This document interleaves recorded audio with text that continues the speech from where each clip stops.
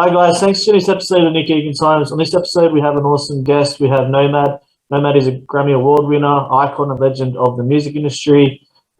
He's obviously had an esteemed, amazing career with a lot of producing and a lot of hits that he's done over the years. Welcome, Nomad, and thanks for coming on the podcast. Thanks so much for having me. It's great to be here. For sure. How's it all been going over there? Everything up here is going good. I wish I was down under with you, though. You guys have seem to have a control on what's going on, and yeah, but things are going pretty well up here. We're having a good time. The weather's nice. Awesome. How by the beach. How has the pandemic affected you personally and professionally? Oh well, like everyone, I think it's had quite an effect on business and the music business, not being able to tour, play live, not being able to have more than a few people in a room at the same time, and having to, cover our breathing extremities. It's been kind of weird. I really hope we're close to the other side of this, to be totally honest with you. Yeah, for sure. It's been tough. It's been extremely tough on everyone. Worldwide, man. That's what's so crazy. It's like this affects everybody worldwide. That's wild. Yeah, man. You could never imagine that this was going to happen. All right, like it's just unbelievable. It is unbelievable. Yeah. All right, let's just jump straight into it. Tell me about the amazing song and the motivation behind "Power in the Name" with your mum, and with Krayzie Bone, and how it's transpired, and the motivation behind it, and what it represents. Man, "Power in the Name" is just something that came. Actually, the idea came from a movie that I was co-producing, or one of the producers on, called "Let There Be Light," and I did music for that film as well. And we wrote it, recorded it. It's the opening title song to the movie. And then it sat for a little bit, a couple years. And then out of nowhere, Keith, who works with Krayzie, said, he called me one day and he's like, "Man, me and Craig been listening to Power in the Name, man." And I'm like, "What's Power in the Name?" And he's like, "The song, man, the song." I said, "Oh, all right, well, what's up?" And he goes, "Man, we need to release that, man. We need to get that out there because the world is so crazy, man. People need to hear that message." And I was like, "You're right." And so I called Mom and I said, "Mom, I want to revisit the song Power in the Name." My mom was like, "What song are you talking about now?" And, because I always throw out crazy ideas. And I said, "I'm sending it to you." So I did. I sent it to her and she freaked out over it. And of course, she was like, "Oh, this is beautiful. I remember." I said, "Mom, will you be okay with us releasing it?" And I said, "I've already talked to Krayzie." And I said, "Cray, are you down? Are you really down? Like, because if I tell Mom, we're going to release this." And he said, "Oh, yeah." And so then we did it. And then I had my iPhone with me. She was at a rehearsal at SIR Studios, which is one of the premier rehearsal studios here in LA. She happened to be in LA, which she's never in LA. I went over there. I called Krayzie, who ironically was literally around the corner. He came over. I pulled out my iPhone and shot us a little music video, man. And shout out to Apple because the quality was amazing. And that's how it all came about. And then, it doesn't hurt to have your own record label, and distribution and stuff. So I said, well, let me set up a channel to get it out and a time. And we did, and we released it. And it's just been quite a journey, people are really receiving it well. It's a positive message song. It's just designed, literally written just to uplift everyone. This is a no judgment zone song. Whatever you believe, that's your preference. I'm not here to talk religion because that starts wars. I'm just here to say, like, there is power in prayer. There's power in lifting up Jesus. There's power in loving each other, because however you receive Jesus, in my opinion, Jesus is love. God is love. So we should all just practice love, and that can remove all of that. What are y'all talking about when we're talking about power in the name of love? Yeah, it's great insights. Thank you for sharing that. And yeah, I really love the song. I think it's well done, and even the background you just said about it, that's incredible. Um, Thanks, man. Tell me, let's talk about your career, and obviously you've had so many highlights throughout them. What stands out for yourself that really sticks out, and what actually even better, what also growing up, obviously having a successful mother, how did that affect you, and how did that, I guess, Hmm. progress your career? Do you know what I mean? Like, how did that influence your Well, career as well? yeah. Well, having a super successful mom who was, a living legend, you know early on that those are some humongous shoes. So don't even try to fill them. You know, um, I knew walking into this profession, I knew very young that I wanted to, do music of some sort.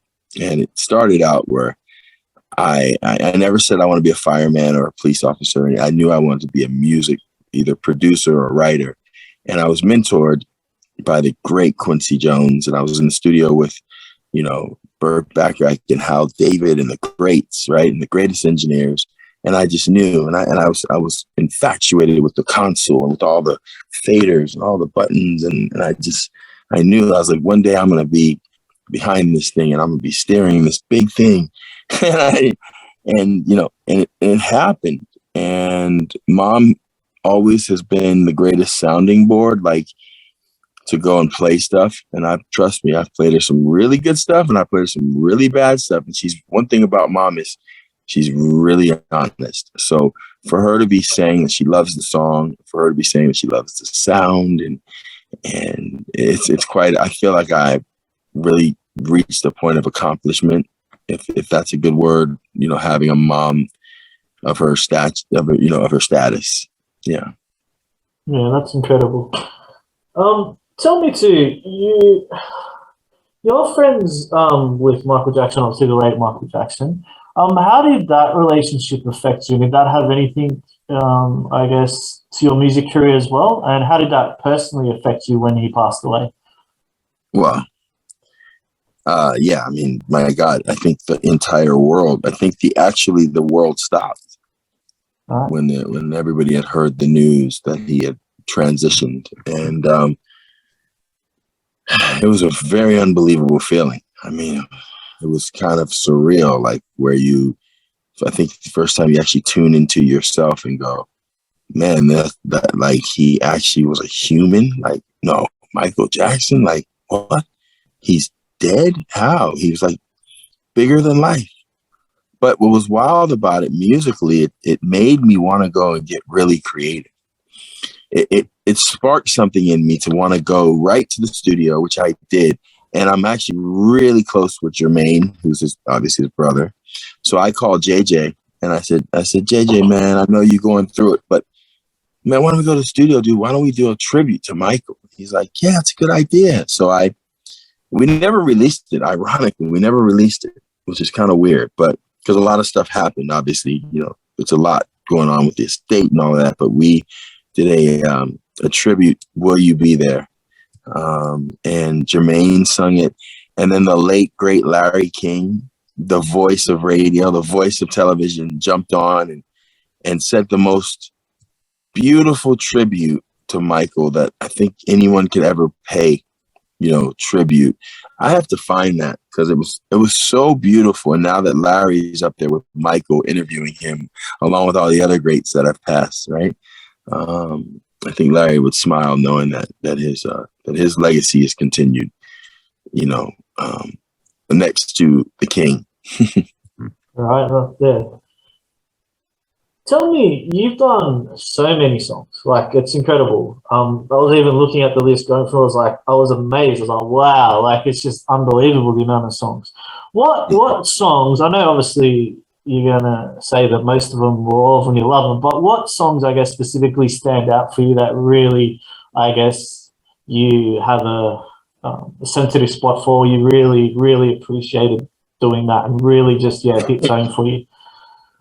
Honestly, not the hits.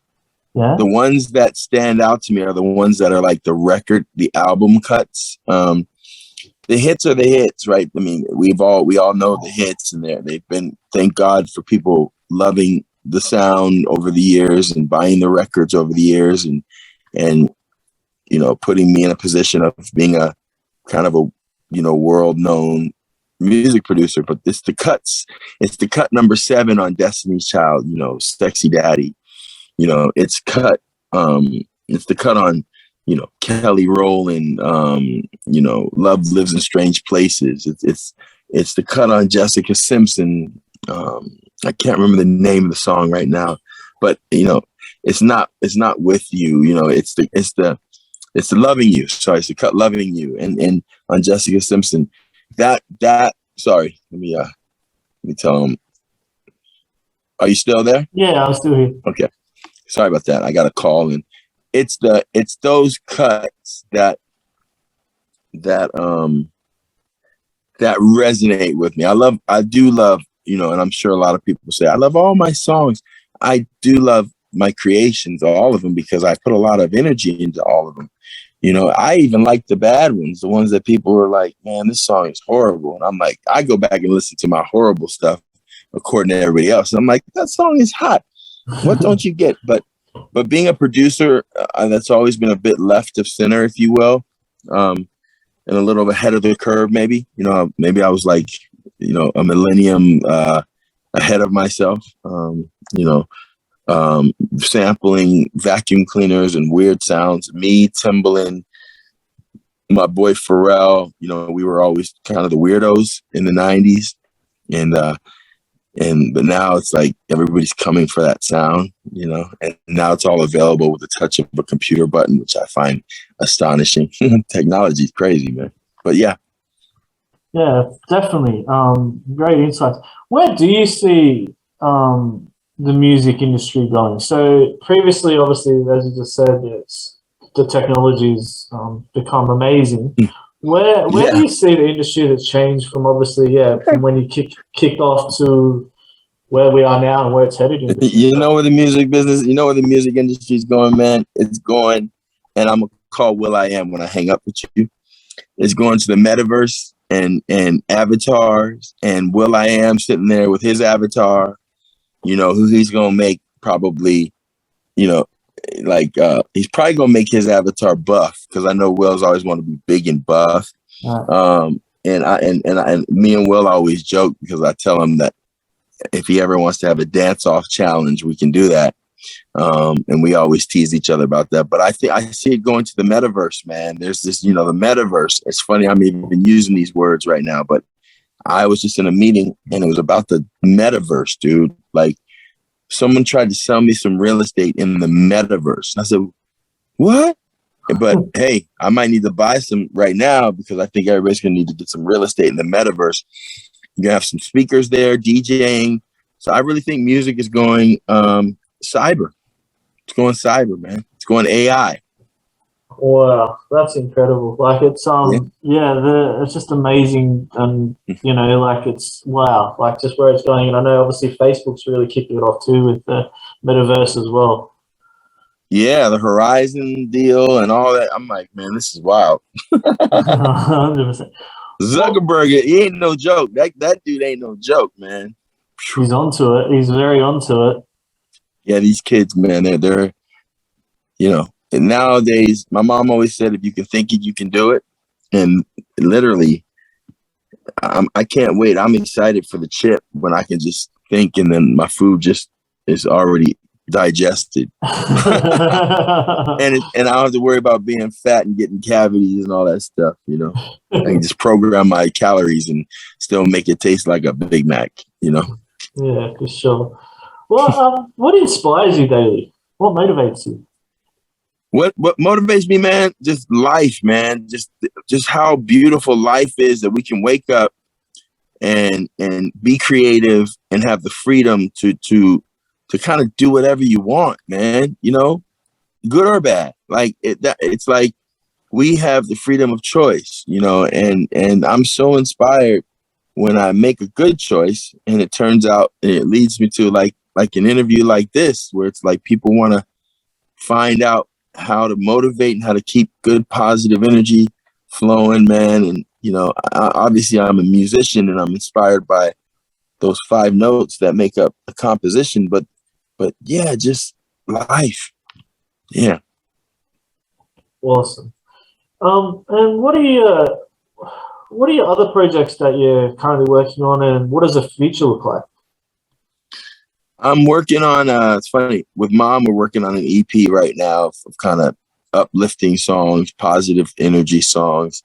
Man, Mom's getting ready to do some stuff with the non-fungible token world, where we're going to do an NFT of one of the songs that we're producing for a charity. I love that I'm pulling an 81-year-old into the NFT world, but hey, my mom's hip, man. She's the queen of Twitter, so why not? Working on keeping up with her too. She got a Vegas residency coming in March, and then she'll be over there on are we going to Australia? I think so. I know she's going to London and Europe first in May, June. And so yeah, I'm working on just trying to keep putting one foot in front of the other, man. Yeah, that's the best way. Yeah, you got to come down to Australia. Dude, you ain't have to invite me twice. You man, I will get on a plane. I'm telling you, my boy John Stevens, man, he's over there, like I said, on the other side. I know how it is. New Zealand, Australia, I get it. But my favorite thing is Aussie, Aussie, Aussie. Oi, oi, oi. There it is. You have to do it. See, I love that, man. I had so much fun down there. I was down there. My one of my brothers, there's a whole other topic. He got in a little trouble in Australia, Hobson. But the underground rapper, but we won't talk about that. But I signed him and discovered him. But I love Australia. I really, really, really do. So I will definitely be getting on Qantas Airlines at some time in the near future. And hopefully it's the Airbus 800 or whatever that thing is, 880, the big boy. It's a long flight from here, man. 14 hours, 13 hours. Long flight, man. A lot of movies. Right. A lot of metaverse. A lot of metaverse. Yeah. What has been the best, insights? What have you learned, the best key learning or learnings that you've had from your career that you've learned that's really stuck out for you? Just to keep going. Be persistent. You can listen to what people say, but don't give in to everybody's opinion, because I say opinions are like, this is what I truly say, and you can quote me on it, man. I say opinions are like assholes. Everyone has one and they kind of stink. So don't listen to everybody's opinion. Just do you, man, and keep going. Because if I had to listen to every time someone told me it's a no, this is whack, you're not gonna make it, then I would have not been sitting here talking to you right now. Well, it's amazing. Yeah. Mm-hmm. What are your passions and hobbies? What do you like to do away from the music industry? I'm a RC geek, man. I fly RC planes and helicopters, and so I'll be at the airfield flying. A lot of people didn't know that. I love martial arts, so I practice Kempo and Jeet Kune Do, and I'm getting into a new form called Budokan up in Montana when I go up there. But I don't really get much time. And that's my fault, and I love it. I'm always doing something, and it's always revolving around music. So, Wow. Tell me about the Grammy. How was that, and what was that experience like? I wasn't even there, man. I was sitting at the studio working on, who was I working on when they announced it? I think I was working on Pink's album when Lady Marmalade got announced. And, Rockwilder, Missy Elliott, Ron Fair, Maya, Christina Aguilera, Pink, Little Kim, everybody else that worked super hard on that record, Dave Pensato, it was one of those surreal moments because I kind of had a feeling that song was going to win because of all the people that were involved, but you never really know. When they announced it, I just went, Oh my God. I kind of went numb because I was like, to be a part of something at that time, which not only, got the attention of the world and got the attention of, the Grammys, but also that set up 4 careers, man, or, at least really set up one, which is Pink, because right after Lady Marmalade, man, that child took off. And I was happy to be on that spaceship with her because I met her, because of Lady Marmalade. So that's a very special time for me. We created a Misunderstood album, which, by the way, if you remember a few years ago, more than a few years ago, we were in Australia and we were in Sydney and Melbourne, Australia, going back and forth when she had her tour. I don't know if it might have been Funhouse tour. I can't remember, but they set up 2 in both arenas. They set up 2 identical stages, and we would just go back and forth, and that was fun. Yeah, I do remember a lot of beer. That was a lot of beer, and I don't even drink. That was a lot of good beer. Whew. Yeah, we had a good time. Wow, that's incredible. And where you obviously like flying, as you mentioned. Where are your favorite places or favorite place to travel to in the world, or you've been to? In the States, I love going to Montana, in the mountains, Aspen, Colorado. I love going to mountains, man, because I live by the beach. So I'm spoiled. I wake up every day to the Pacific Ocean in Venice Beach. Another island that I love to go, and I actually have residency part-time, is in Hawaii because, believe it or not, I sort of have a reggae career down there as an artist named Nomad. Nomad, with another artist who's actually in New Zealand right now named Fiji, who's very big, major mega. We have an island reggae sound. Some people call it Jawaiian. I don't know what they call it, but it's island reggae music. And Nomad is an artist. That's me. And I'm actually going to get ready to release another EP featuring Fiji, J-Bug, a few other artists.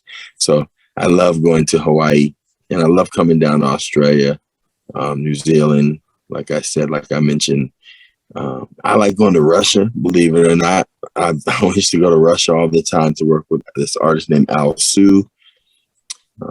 Russia's really awesome because it's like the way they dress. They know how to dress in Russia, man. Like they dress all the way up to go to breakfast.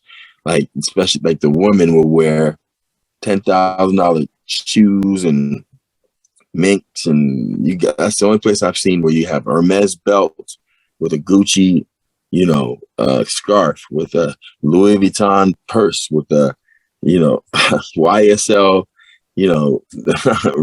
it's crazy, man. Like, so they know what they're doing. So yeah, I mean, I'm been blessed, right? If you can hear it while I'm explaining this as I'm thinking it through, I'm truly blessed because of my mom. I was kind of raised on the road. I was, I'm a United Global Services over a million miler. Wow. Literally. Yeah. What is your mom's favorite song that she's done? Was my mom will tell you if she was sitting right here, she says she doesn't really have any favorites. She has a couple that she didn't care for when she released until she laughed all the way to the bank. One of them being San Jose. She said she did not believe that Hal David would write a lyric that goes, whoa, whoa, whoa, whoa, whoa, whoa, whoa, whoa, whoa, And yeah, I love that story. And she says, well, they convinced me to put it out and sing it, and we put it out, and I laughed all the way to the bank. So there you go. I love Say a Little Prayer. I love that song. I think that's great. It's a classic. Classic song, man. And so apropos for the times right now, say a little prayer for you. Yeah. 100%. Yeah. And tell me just the name Nomad, where, I know you just touched on it briefly then, but how did that actual name, how did you think of that name? Or how did that name come up? Okay, ready? Watch, do this. You ready? Spell Nomad backwards. D-A-M-O-D? D-A-M-O-N. There we go. You got it, right? Now, what's my name? Damon, right? Right, yeah. There It's you go. incredible. There you go, man. That's why. It was one of those things. My mom and I said to my mom, I said, "Mom, did you realize you were naming me Nomad?" She says, "Well, maybe subconsciously because you travel so much, you don't sit still. You're doing 50 million projects at the same time." I mean, like you asked me what I'm doing next. I also have something with Billy Ray Cyrus coming out. Like I think I'm schizophrenic, man, or something, but I express that through my music, you know, like I literally have a split multiple personality order, not disorder. It's an order. It's an order that I have to be who I'm going to be musically. And it's wild because when I sing different songs, these different little accents come out, and I'm not trying, I'm not faking it. I'm not, trust me, you're getting what you get. You know what I'm saying? So, yeah. That's incredible. Nomad, thank you very much for coming on podcast. I've really enjoyed this interview and Thanks, really man. appreciate you. I think, you've done wonderful things and your career is on a massive trajectory. So thank you. Oh, thanks, man. I look forward to seeing you down there, dude. And we'll hit a pub or something. Yeah, dude, take care, man. Please stay safe, Nick. This stuff is real. And yeah, man, stay healthy and dude, you got great energy. Thanks for this interview, dude. I'm gonna get crazy. Make sure Craig gets on here with you. So thanks, all right. You got great energy too. You're a legend. So thank you. Thanks, bro. I appreciate that. Thank you, man. Have a good time, brother. Take care. Bye.